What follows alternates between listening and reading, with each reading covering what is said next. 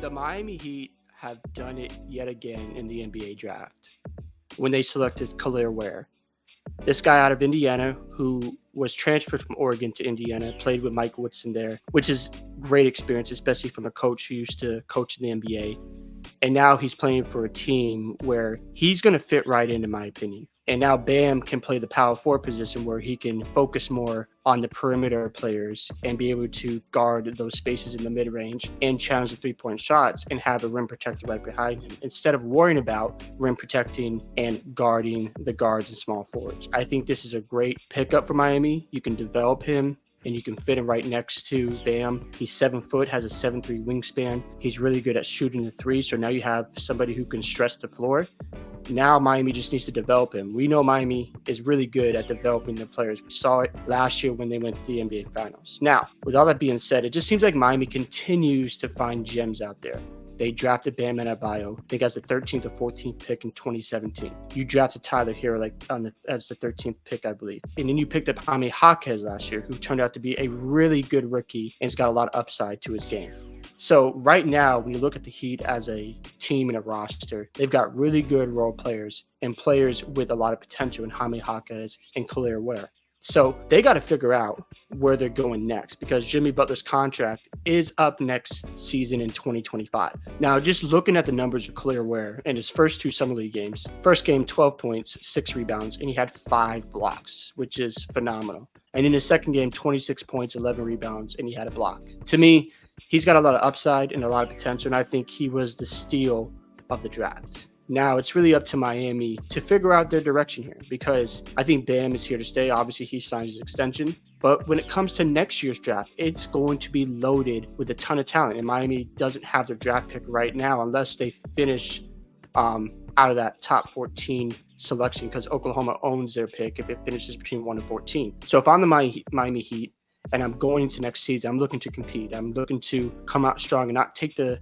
regular season lightly so I don't fall between 1 and 14. Now, if they go through the regular season, they struggle, they're fighting for a play-in spot, I might consider moving on from Jimmy Butler because I know he's been really good for them. I know he's got you to 2 NBA finals, but let's be honest, he's had injuries. And unfortunately, sometimes you got to move on because I don't think Miami needs to miss out on next year's draft class. Because think about this. The way the Heat won their championships, you drafted Dwayne Wade, right? You got your first title. And then the huge offseason in 2010, you signed LeBron James, obviously re-signed Dwayne Wade, and you brought in Chris Bosh. So unless there's a superstar free agency in the market, I think Miami needs to consider getting in the 2025 draft class because you don't want to miss out. And since they're hitting on these draft picks, especially in the middle of the first round, why not? You have nothing to lose. So if you're in a situation where you're in the middle of the season and Jimmy Butler hasn't been extended, trade him for some draft picks for 2025.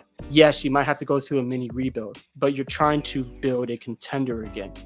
Because let's be honest, you need a superstar to attract other free agents. And I think Miami is good at getting free agents. I know people talk about, oh, they're going to go to the Lakers. They're going to go to, the West Coast teams. But the reality is Miami has been an attractive place for superstar talent.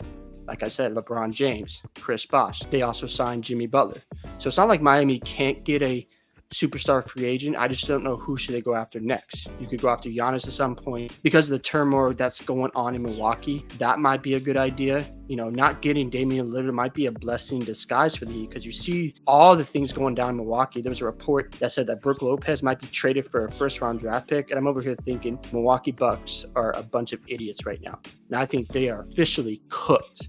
They don't have enough, athletic wings. They got Taurean Prince, but I don't think that moves me because you have no point of attack perimeter defense, and they're just an old roster. If you look at Giannis as a target, maybe you get him, but he's going to get older in age, and obviously he's had some injury issues. So for now, I think Miami needs to just hold their cards tightly. You still have Duncan Robinson on the roster. Obviously, Tyler Hero, he's really good at generating his own shot, doing some playmaking, and obviously Duncan Robinson is a great 3-point shooter. And you still have Bam Adebayo, who, yes, he might not be a number 1 option, and that's no knock on him. He's never had to do that. That's not his responsibility. But he's a phenomenal defender. He's very versatile, and he's part of your cornerstone for the future. So you got to figure out, what are we going to do with Jimmy Butler?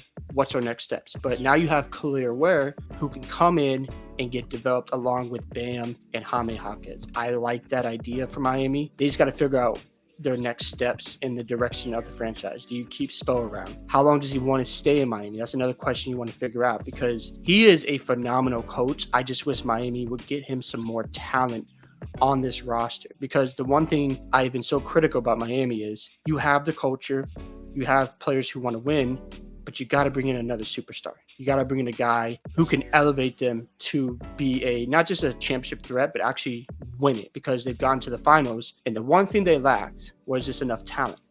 They had the effort, they had the grit, but they needed another superstar out there. When they were in the bubble, not enough talent. When they played the Nuggets, not enough talent. But when you go back to the era of Dwayne Wade and LeBron James, you had all the talent in the world. You had superstars, and that's why they won those titles. So again, that's what Miami has to evaluate here and figure out the direction of this team. I love this draft pick, though, because again, they continue to scout really well, and I think they're going to develop him, and he's going to be really good for them. I really think he could end up finding a really good role. I'm not sure if he's going to be a superstar or an all-star. Who knows? But I think playing next to Bam is only going to benefit him. And especially also to think about this, he got transferred from Oregon to Indiana. I'm sure that was hard for him, but he went to a new team and he thrived in his role. That's a good sign, because he can be adaptable. And also he played for a coach who has NBA experience. So having to go through that process is going to benefit him in Miami. So Heat fans, you guys should be excited. I still got a lot of respect for the Heat. I'm not going to just put them down, even as a Celtics fan. Like, we've had a lot of battles together. It's been very fun to watch. But I think right now you just got to be honest, like, where do you want to go with this team?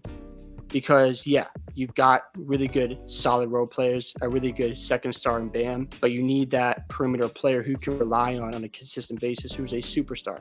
But if Jimmy comes in next season where he's nonchalant and he's only focused on the playoffs, but then there's issues with his contract and getting an extension, then Miami needs to move on, because you want to build a healthy environment so you can start winning games again and getting deep in the playoffs.